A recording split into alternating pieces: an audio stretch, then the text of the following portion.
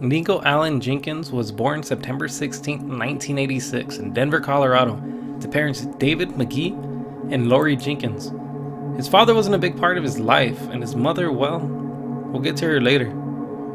Nikko Jenkins was pretty much always a troubled kid. In 1993, at just the young age of 7, Nikko brought a .25 caliber handgun to Highland Elementary School. It took them 4 years to accuse Jenkins of the crime, but by the age of 11, he had already been accused of stealing 3 times. This was pretty much the last time Jenkins was ever free for a significant amount of time. In 1998, he was sent to a group home, but was quickly sent to youth detention center for hitting a minor with a clothes hanger and leaving whip marks on the child. Once Nikko was released from the detention center, he went to go live with his mother, but he was quickly sent right back for assaulting a kid with a knife. Nikko had caused so much trouble, his probation was revoked in August 2001, and he was sent to Youth Rehabilitation and Treatment Center. And 1 year later, he was sent to Omaha, and soon began threatening those around him. His own father, David McGee, wrote in court documents, "Nikko has threatened my life and pulled a sawed-off shotgun on me at my own home." Soon after, Nikko stole 2 cars at gunpoint. In one incident, he asked a 20-year-old woman for a ride, and when she refused, Nikko jumped in her car with a shotgun and drove to 22nd Street and Grand Avenue. There, he ordered her to get out. In 2003, Nikko was sent back to prison for the robberies and wasn't released for a decade. The violence didn't end in prison.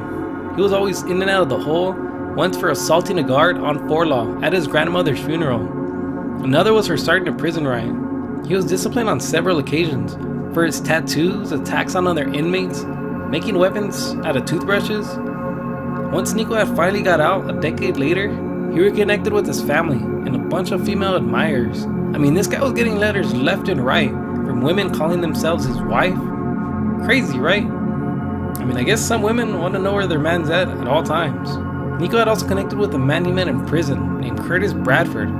Bradford's family would always tell them to stay away from Nikko, but he wouldn't listen. Something, well, he later regret.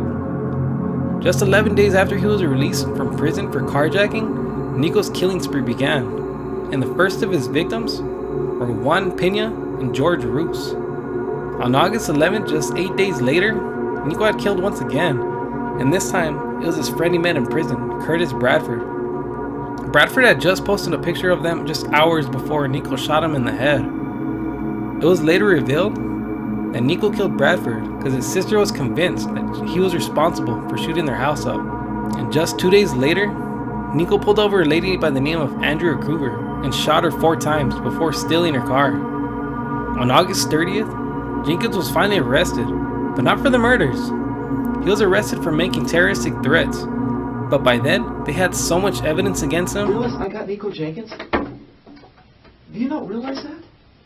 I got Nikko Jenkins. I got you. What do you mean you got me? I got your DNA at the murder scene. I got your DNA in the car. Sir. I got the weapon. I got Nikko Jenkins. I don't need to make... I don't care about it. I just want other people that are involved in it. What the hell happened out there? And why? I already, I know who. I know what.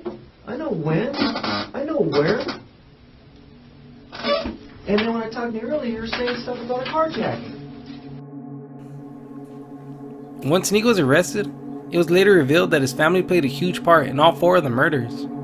Nikko's sister, Erica Jenkins, and cousin, Christine Bordos, acted as prostitutes to lure Juan Pena and George Roos in. At first, it was supposed to be just a robbery, but Nikko had other plans. And fast forward 10 days later, Erica Jenkins, Christine Bordos, and now Nikko's uncle, Warren Levering, went looking for a car to steal and found Andrea Kruger on her way home from work. Both Nikko and Warren hopped out of the car and ordered Kruger to get out. And once she did, Nikko shot her 4 times before stealing her car. His own mother, Lori Jenkins, played a huge role in purchasing Nikko's ammunition used to kill 3 of the 4 victims. Even after Nikko had killed Juan Pena and George Roos, all Nikko's mother had to say was, "Did you at least get money?" Just look at their family tree. It's nothing but felons.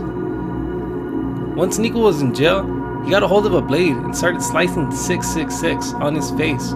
He even sliced the middle of his tongue to make it look like a snake, smearing blood all over the cell wall. He even went as far as slicing his penis to make it look like an ancient Egyptian serpent god. Nikko ended up needing 27 stitches. He had claimed he worshipped deity and said it told him to murder the 4 people.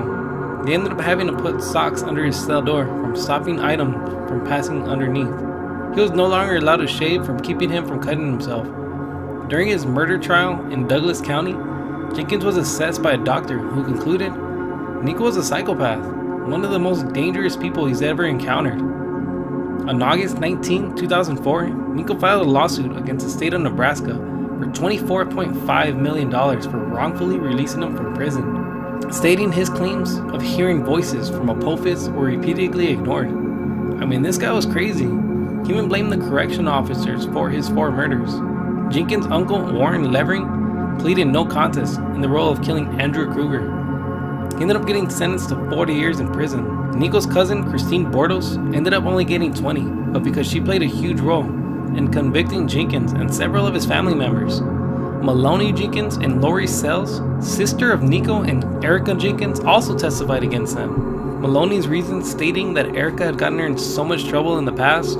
She was convicted of a felony robbery in 2005, and in 2003, she was responsible for a carjacking. And in that 2003 carjacking, her, Erica, and one of her cousins assaulted a woman with a stun gun before stealing her car, saying that she was done covering up information for Erica and Nikko, and that Erica had been thrilled about the murders.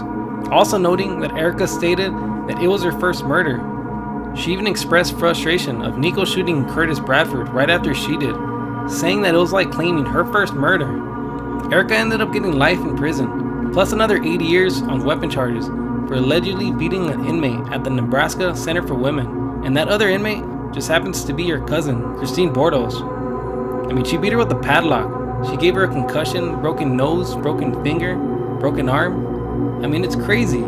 She had just testified against her. You'd think they'll keep them away from each other. Nikko's mother, Lori Jenkins, ended up getting 10 years for providing ammunition, but later the court added another 5 years to her sentence.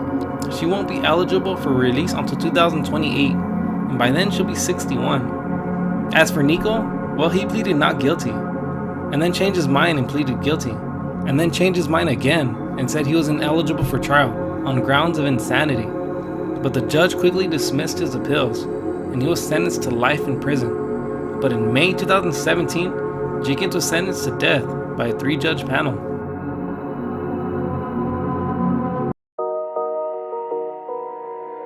Alright guys, if you liked the video, go ahead and give it a big thumbs up. And if you like the content, go ahead and subscribe. If you have anybody else you'd like me to do next, go ahead and comment down below. Thank you for watching and see you in the next video.